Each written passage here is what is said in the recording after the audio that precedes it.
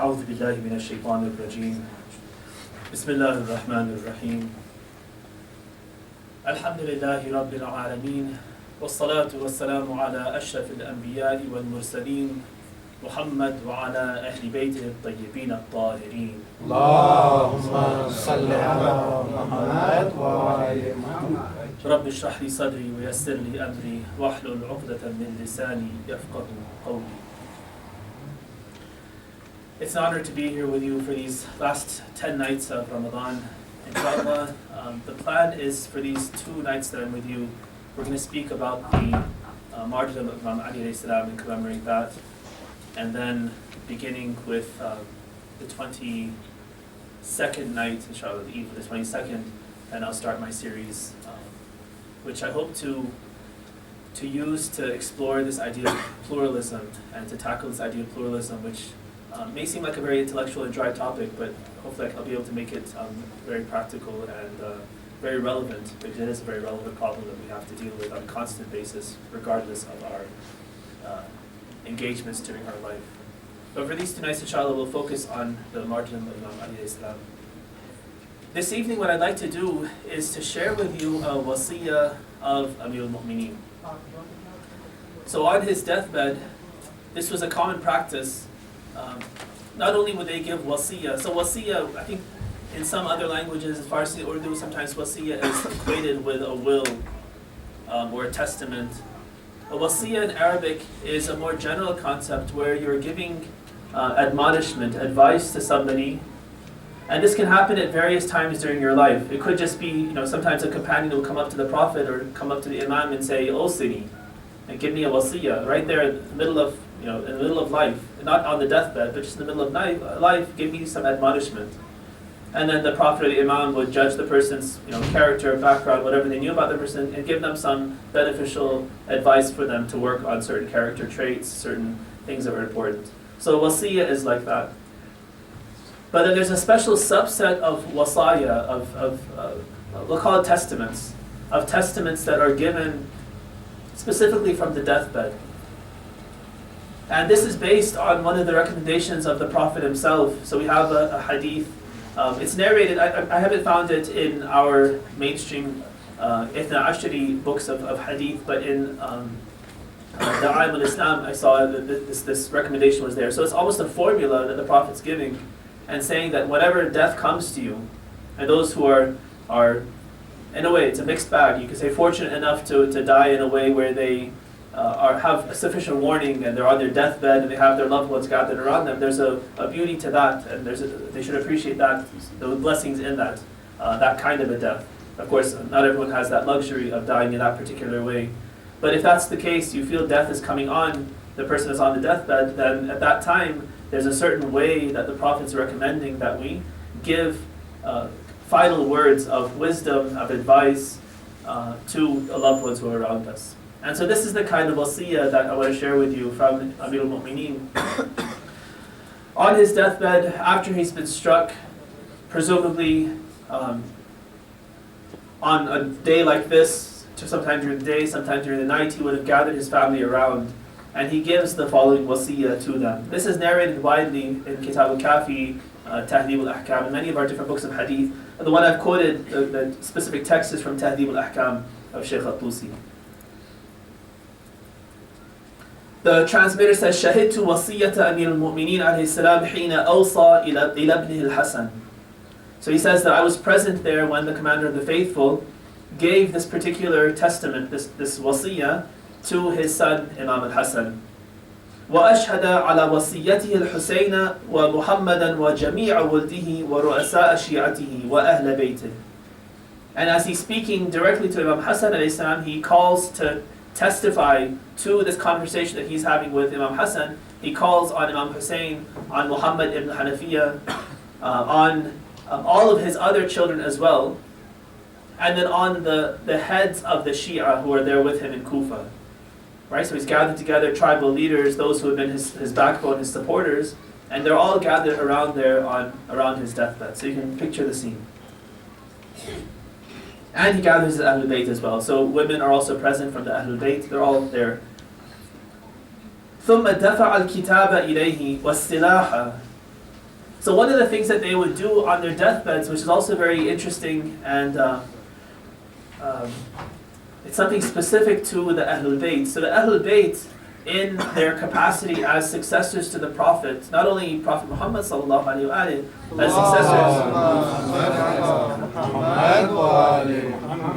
as warathatul anbiya, their successors also to the rest of the prophets. So the whole line of prophets culminates, of course, in our own prophet, and then the whole heritage, the knowledge, of course, but even certain relics were transmitted from those prophets down to our prophet and then through to the imams as well. And so we have lots of ahadith that speak about these different relics, and two of them are mentioned here. One is, he says, dafa'a ilayhi al-kitab. The kitab presumably is a reference to Kitab Ali, right, which is not some other book. Sometimes the enemies of the Ahlul Bayt, the enemies of the Shia of the Ahlul Bayt will say that we believe in some other revealed book besides the Quran that Imam Ali got and the Prophet was denied this, so somehow, that's of course not the case. Kitab Ali, the way we understand from ahadith, is his copy of the Quran. Right? When the revelation would come, Imam Ali was always there. The Prophet would dictate the revelation to him. He would write it down. The Prophet would check and make sure everything was written correctly, and then he would speak to Imam Ali and give what we would call tafsir of the verses, explain the verses to Imam Ali, show applications of the verses, hidden meanings of the verses that we don't have access to, but they, through revelation, have access to. And all of this information would be conveyed by the Prophet to Imam Ali, and he would write all of this down. And he compiled this incredibly large tome, this huge volume of a book, which was referred to later on as Kitab Ali. And this was what he spent 3 days after the Prophet's death. He spent 3 days compiling this, making sure everything was in place, in order, and then he brought it for the Ummah to benefit from. They said that we have this taken care of, you don't need your book, and then he took the book, and from then on it was never seen publicly again. Right, to our loss. But the followers of the Ahlul Bayt, as this was passed down from Imam Ali, as we see now, to his son Imam Hassan, and then on, sometimes we would see that the Imams would be looking at the book and referring to it, and a companion would come and they would say, come read this line here. And the companion would read a line from Kitab Ali, and then that would become a hadith. So we have bits and pieces of these sorts of ahadith. And so some of our scholars, one of our outstanding scholars, Ahmadi Miyaniji, Shaykh Ahmadi Miyaniji, he compiled this book, Makatib al-Rasul, and so at the beginning he's taken all those different ahadith and compiled it together and put them in order. So we have some semblance of little samples in order of what's in Kitab Ali based on ahadith. So just a little glimpse, just a sample, a teaser, but we can imagine what kind of knowledge would be there when Imam Ali says that the Prophet gave me, whispered into my ear knowledge, and from that one piece of knowledge he gave me, 70 doors opened, and each of those doors opened to 70 doors. So what kind of knowledge it was and how it was transferred, all that's beyond our ability to fathom, but we can at least imagine what it might have been like.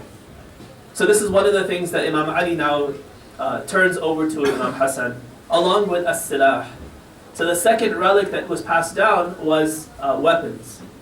So these are referred to in some other hadith as al-jafr al-abyad and al-jafr al-ahmar.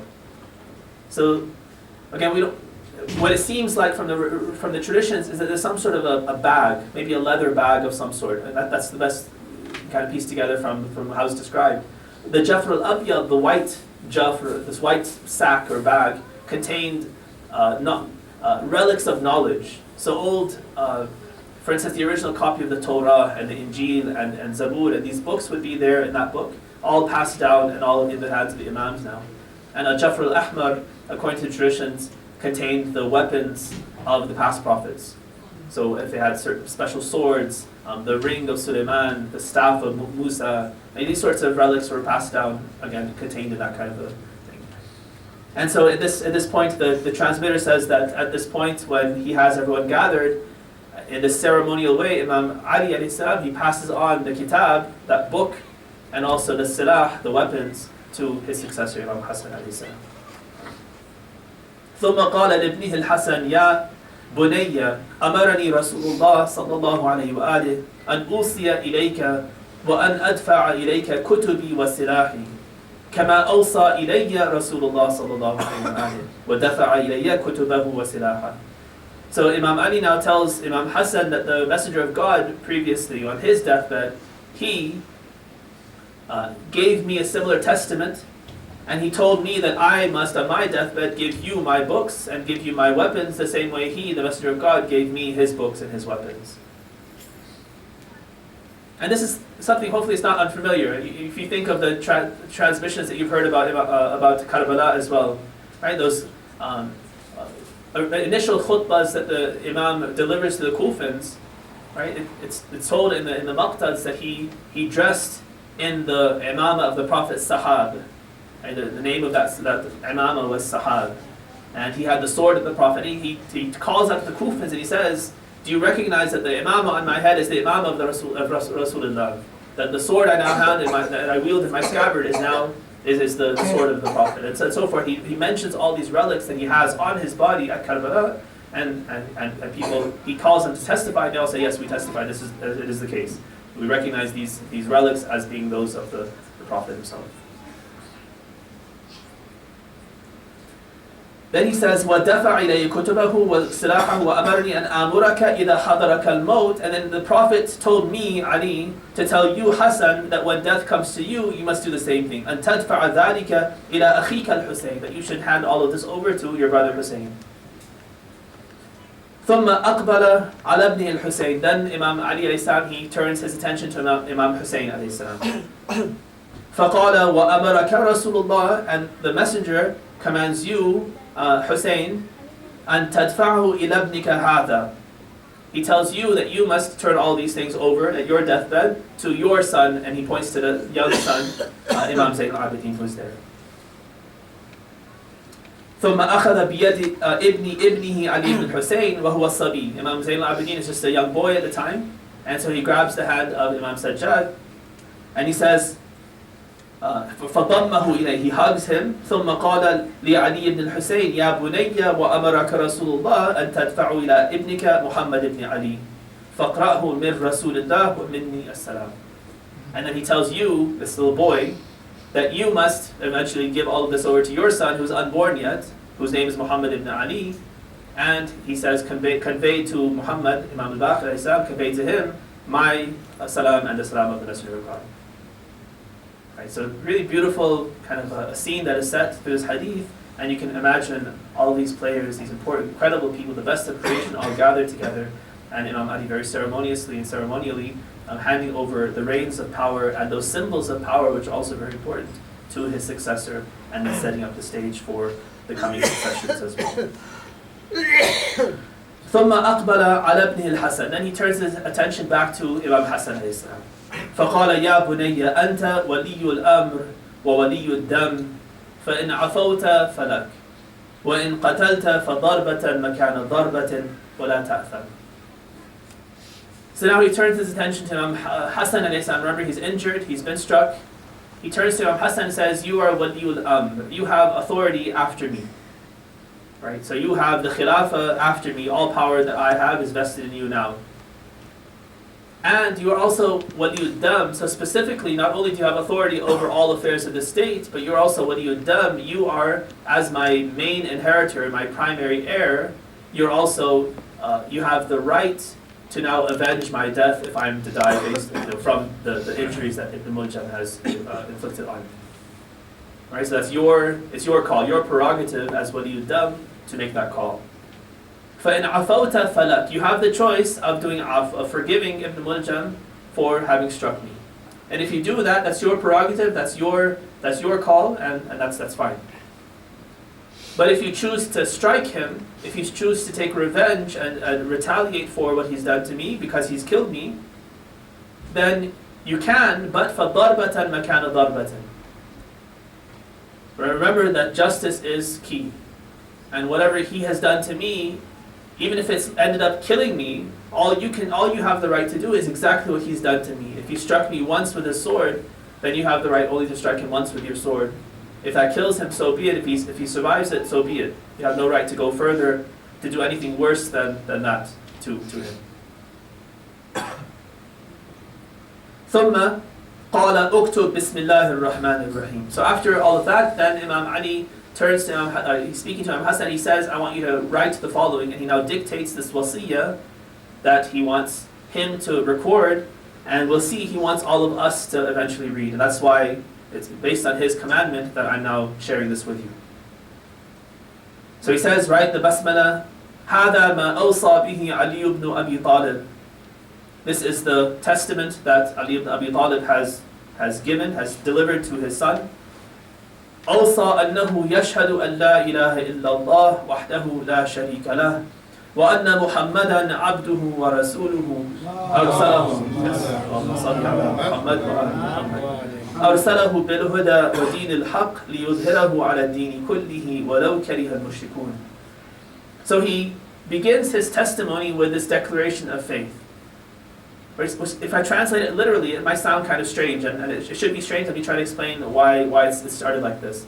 He's saying that in the third person, because he's dictating to Hassan to write this, so he's speaking about himself in the third person. This is the testimony of Ali ibn Abi Talib, and this is he testified, he admonishes that he believes in God, the one, the sole being who has no partner and so forth, and that Muhammad is the messenger of God and so forth. Right? That's not an admonishment. When you think of admonishment, when you think of wasiyah, you think of advice, telling a person this is what you should be thinking about, this is how you should act, this is what you should watch out for. Right? Giving him commandments of what to do and what not to do, and how to be and how to believe and these kinds of things. That's a wasiyah. So what place does this have in that process? In that formula I was talking about earlier, in Da'ah al-Islam, where the Prophet or Imam Ali is giving the formula of how to give a wasiyah on your deathbed, they also mention this. And when you go through and look at other wasiyahs that other imams have given to their sons on their deathbed, they also do this. They start by declaring their own faith. The way I understand this is that they're not, of course, there's nothing, like I mentioned, he's not admonishing that person that I believe this. What he's doing is admonishing others that are around him to testify and bear witness to his faith. And this is something that's important. We, in our secular environment currently, we tend to be pushed in this way where we make religion a private matter.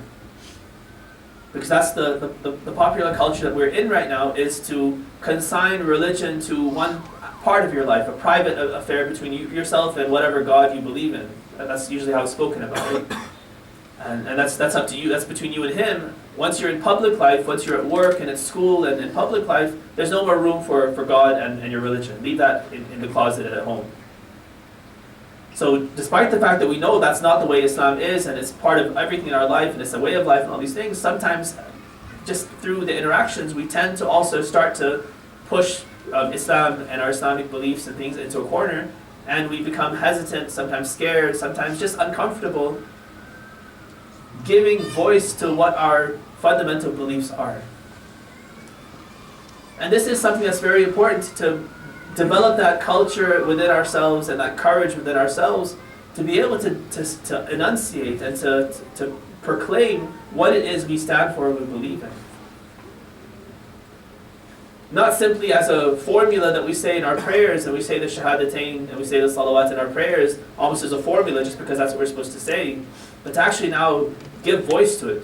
Like, try that in your own family, in your own close, someone you're close with that you can speak to in that sort of way, and look them in the eye and say, this is what I believe in, and then declare what your beliefs are.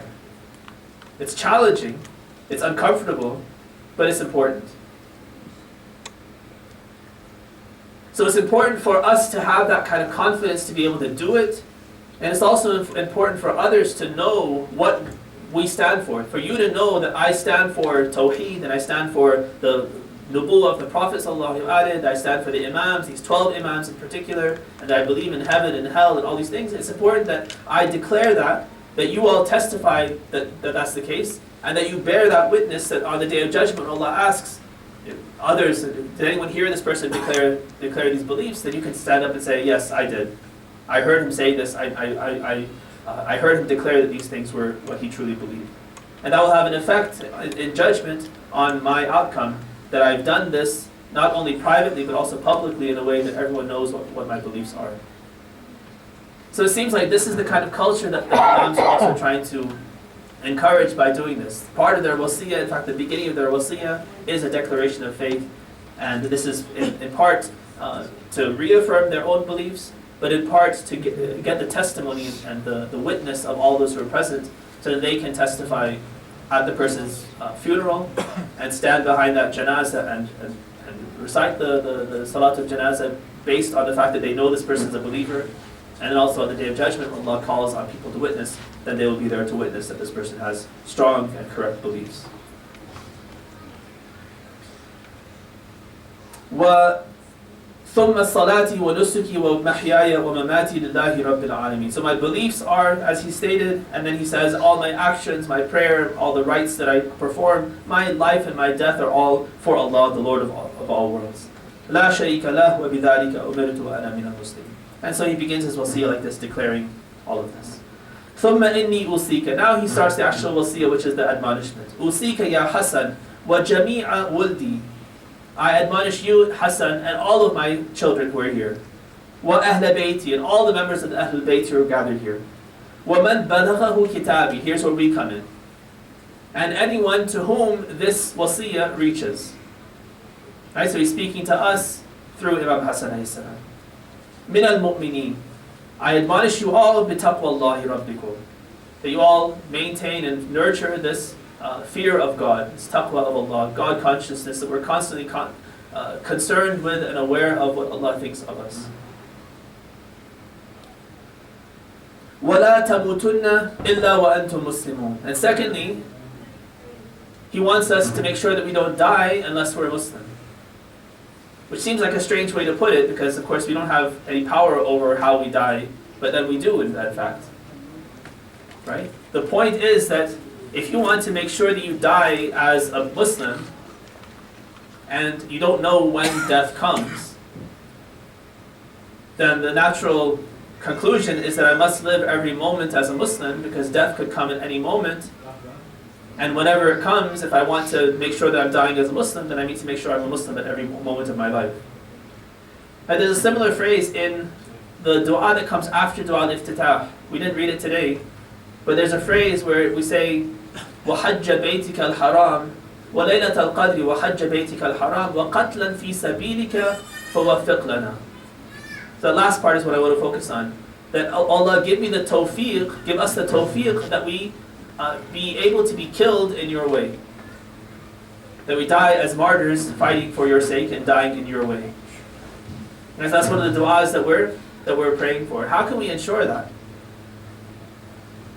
Right? If we want to make sure that we die in the path of God and in God's service, and we have no idea when death comes to us, the only way to ensure that and to guarantee ourselves that we'll die in God's service is to make sure that we live in God's service as well. If every moment I'm constantly trying to see what my duty is, what is it that God wants me to do, where is the need for my strength and my abilities strongest, what will make Him happiest, what will serve His purposes the best.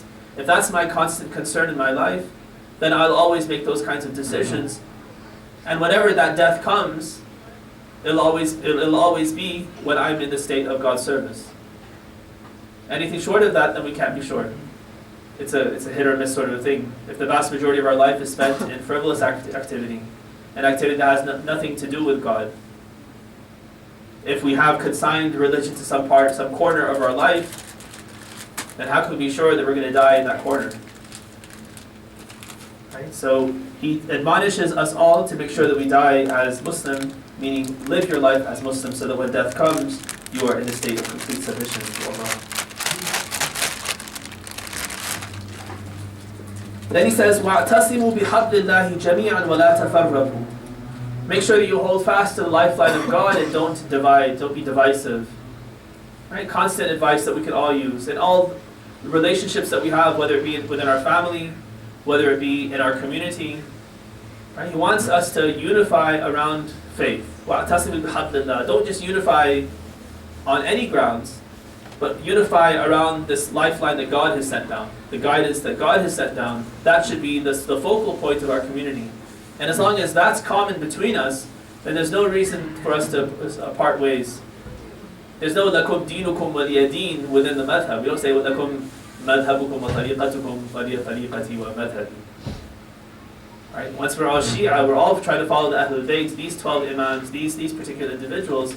We might have differences in how to do it, what the best way to do it is, but if we're trying our best and we're declaring that our intention is to try to follow these people, then there's so much common ground. There's no reason for us to ever part ways and divide ourselves and say, you're going to go here and I'm going to go here, you mind your own business, I'll mind my own. We must be able to find common ground and live together if these are our common principles, our core principles. So as long as the hablullah is there between us, there should be no reason for tafarruq, for us to divide amongst ourselves. فَإِنِّي سَمِعْتُ رَسُولَ اللَّهِ صَلَّى اللَّهُ عَلَيْهِ وَآلِهِ. So then Imam Ali, after giving his admonishment, he refers back to a hadith that he heard from the Prophet صلى الله عليه وآله, يقول صلاح ذات البين أفضل من عامة الصلاة والصوم. He says, he quotes the Prophet saying that mending ties between believers. Right, so building ties or mending them, especially mending them, salah, islah, right, once they're broken, the ties that are there between believers, the common threads are so strong that if there are minor things that are wrong, sometimes they seem major, but if they're minor things, right, to improve that, either yourself, if you're one of the parties who's split, to step out of those shoes and to come back and lose your pride and apologize and do whatever you can to mend that rocky spot that's between you. Or if you're a third party, to come in and be that mitigating factor, that mediator to now mend the ties between two people. Right? The Prophet says that doing that, right, mending those ties between believers is better and has more reward, is more virtuous than all prayer and all fasting you could ever do combined. Right? So the priorities are clear. Social cohesion is extremely important. And don't think that we'll split. Right? You go your way, I go my way, and I'm going to devote myself to prayer and fasting, these kinds of things, and I'll make up for the split that I've caused between two believers. You can't do it. The split that you've caused, just like qat'ur rahim with family, is important to make sure that we abstain from. Qat' and cutting off other believers is also a thing we must make sure that we avoid. And building those ties is extremely important. وَإِنَّ الْبِغْضَةَ حَالِقَةُ الدِّينِ وَفَسَادُ ذَاتِ الْبَيْنِ. And the opposite, having these grudges and this anger and animosity amongst believers is something that not only breaks the fabric of society, but it affects your own deen. You can't hate a believer and still think that your iman is sound. There's a problem with your iman if you have hatred for a believer. وَلَا قُوَّةَ إِلَّا بِاللَّهِ. Of course, none of this is easy. He says, there's no strength except through God. Seek your strength through Him in trying to do all of these major things, life-changing types of things. Seek help from Allah. أُنظُرُوا ذَوِي أَرْحَامِكُمْ فَصِلُوهُمْ يُهَوِّنِ اللَّهُ عَلَيْكُمُ الْحِسَابِ. And then finally he says, look to your family members and your family ties and make sure that you connect with them and you maintain those ties. So ties with all believers are important, but the ties with family are especially important and have special emphasis. And he says if you do it, one of the rewards that you'll have is that your hisab, your accounting on the Day of Judgment, will be easier because of the connections that you've made. Recite with salawat.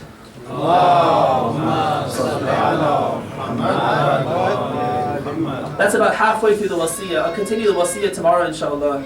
Let me finish before we go to the latmiyah with a story that we have narrated also by Shaykh al-Tusi in his Amali.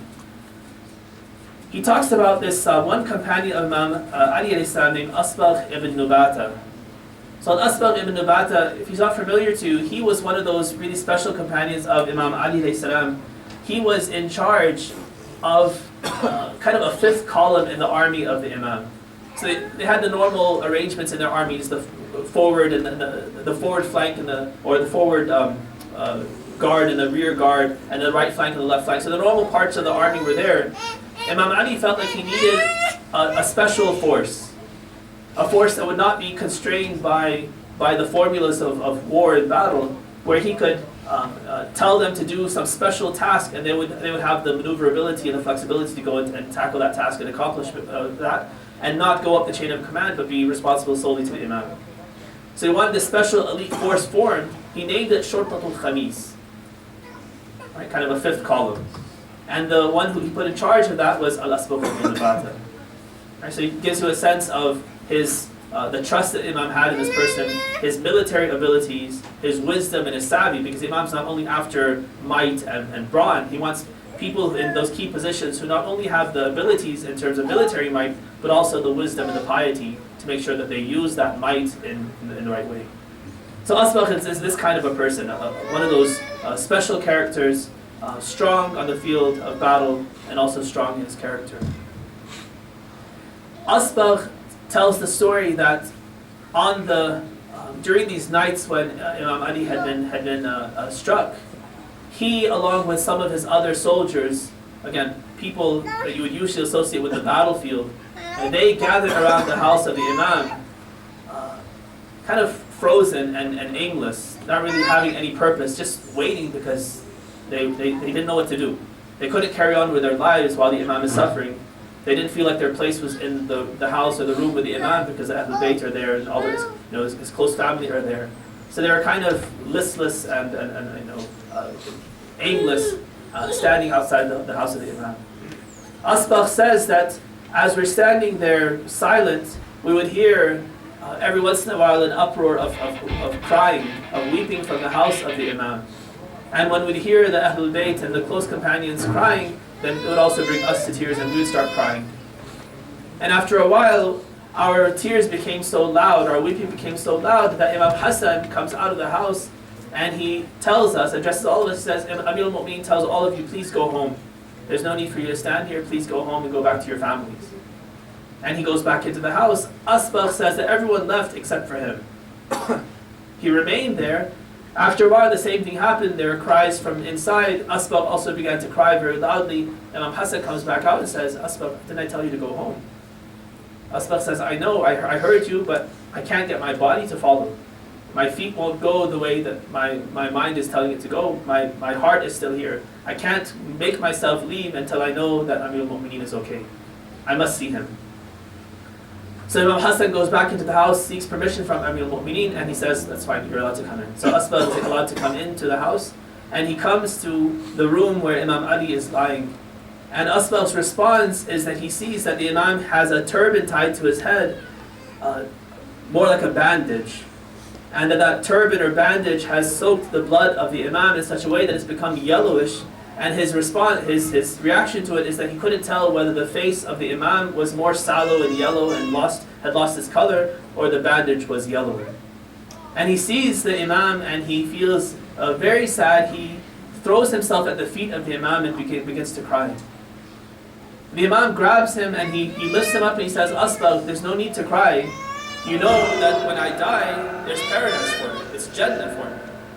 And Asbaq's response is, of course I know you're going to paradise, but my tears are not for you, but rather for us, because when you're gone, we're left with no one. And that loss that we're going to feel with you gone, that's the great tragedy that's there for the rest of us. Assalamu alayka ya Amir al-Mu'mineen. Assalamu alayka ya Imam al-Muttaqeen. السلام عليك يا عصوب الدين. السلام عليك يا قائد الغر المحجلين. السلام عليك يا وصي رسول رب العالمين ورحمة الله وبركاته. It's time for now.